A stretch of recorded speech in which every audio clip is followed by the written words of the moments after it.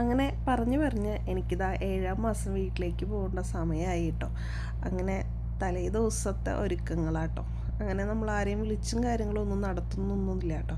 അപ്പോൾ ഏട്ടൻ പോയിട്ട് എൻ്റെ വീട്ടിൽ നിന്ന് വാഴയില കുറച്ച് എടുത്തിട്ടുണ്ടോ കേട്ടോ. നമ്മുടെ വീടിൻ്റെ അവിടെ നിന്ന് കുറച്ചുള്ളൂ എൻ്റെ വീട്ടിലേക്ക്. അപ്പോൾ അവിടെ നന്നായിട്ട് വാഴയും കാര്യങ്ങളൊക്കെ ഉള്ളതുകൊണ്ട് അവിടെ നിന്ന് വാഴയും, പിന്നെ അതുപോലെ തന്നെ ഇതാ വീട്ടിൽ പഴയ വള ഇരിപ്പുണ്ടായിരുന്നു കേട്ടോ, ഞാൻ ഉപയോഗിക്കാത്തത്. അപ്പോൾ അത് ഒരു സെറ്റും ഉണ്ടായിരുന്നു. പിന്നെ 2 സെറ്റ് വേറെ ഏട്ടൻ വാങ്ങിയിട്ടുണ്ടായിരുന്നു കേട്ടോ എനിക്ക്. അപ്പോൾ ഞാൻ നിങ്ങൾക്ക് കാണിച്ചു തരാം. ഈ ഒരു വള എനിക്ക് ഫസ്റ്റ് ഏട്ടൻ വാങ്ങി തന്ന കേട്ടോ കല്യാണത്തിന് മുന്നേ. അപ്പോൾ ഈ വള എനിക്ക് ഏട്ടൻ പുറത്തുനിന്ന് ഇന്ന് വരുമ്പോൾ വാങ്ങിക്കൊണ്ടെന്നാണ് ഈ ഒരു വളയും കരിവളയും കേട്ടോ. അപ്പോൾ ഏട്ടൻ പറയുന്നത് കരിവളയാണ് ഇപ്പോൾ ഇടേണ്ടതെന്ന് കേട്ടോ. അങ്ങനെ ഞാൻ വളയൊക്കെ എടുത്ത് വെച്ചു. പിന്നെ സാരി എടുക്കുന്നുണ്ട് കേട്ടോ. അപ്പോൾ കല്യാണ സാരിയാണല്ലോ ഉടുക്കേണ്ടത്. അപ്പോൾ ഞാൻ കല്യാണ സാരി ഒന്ന് നിവർത്തിയൊക്കെ നോക്കുകയാണ്. നിവർത്തി നോക്കിക്കഴിഞ്ഞപ്പോഴാട്ടോ ഞാൻ കാണുന്നത് ഇതിൻ്റെ ഉള്ളിലായിട്ട് എന്തോ കറ പോലെ പിടിച്ചിരിക്കുന്നത്. കുറേ നാളായിട്ട് നമ്മളിതൊന്നും നോക്കുന്നില്ലല്ലോ, അതുകൊണ്ട് തന്നെ ഇങ്ങനൊരു സംഭവം അതിൻ്റെ ഉള്ളിലുള്ളത് എനിക്ക് അറിയില്ലായിരുന്നു.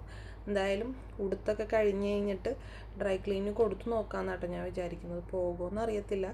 പിന്നെ ബ്ലൗസിലാണെങ്കിലും എന്തൊക്കെയോ കറയും കാര്യങ്ങളൊക്കെ പിടിച്ചിട്ടുണ്ടായിരുന്നു കേട്ടോ.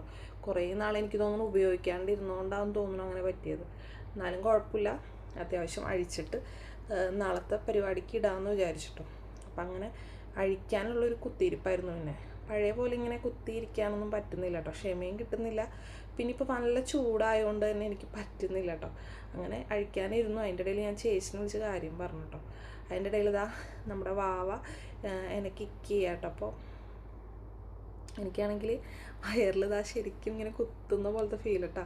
അങ്ങനെ കുറച്ച് നേരം വാവനോട് വർത്താനം പറഞ്ഞ് അത് ഞാൻ ചേച്ചിനെ വിളിച്ച് കാര്യം പറഞ്ഞു കേട്ടോ. അപ്പോൾ അവൾ പറഞ്ഞു അത്യാവശ്യം അഴിച്ച് വെക്ക്, നാളെ ഞാൻ വന്നിട്ട് ശരിയാക്കി തരാം, ഉടുക്കണ പരുവത്തിലാക്കി തരാമെന്ന് പറഞ്ഞു.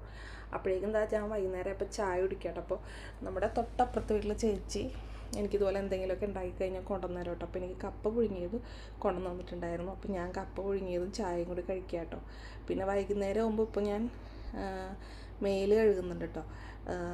കുഴമ്പ് തേച്ചിട്ട് മേല് കഴുകുന്നുണ്ട്.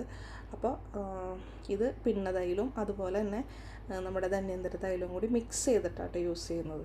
ഞാൻ ഡോക്ടറെ കാണിച്ചിട്ട് ഡോക്ടർ എഴുതി തന്നതാട്ടോ. കാലിലൊക്കെ നീര് വരുന്നുണ്ട്. അപ്പോൾ കുറേ പേര് എന്നോട് പറയുന്ന കാര്യമാണ് എനിക്ക് വയറില്ല എന്ന്. എൻ്റെ ശരീരം വളരെ കുറവല്ലേ, അപ്പോൾ എനിക്ക് അതിനനുസരിച്ചുള്ള വയറേ ഉണ്ടാവുള്ളൂ.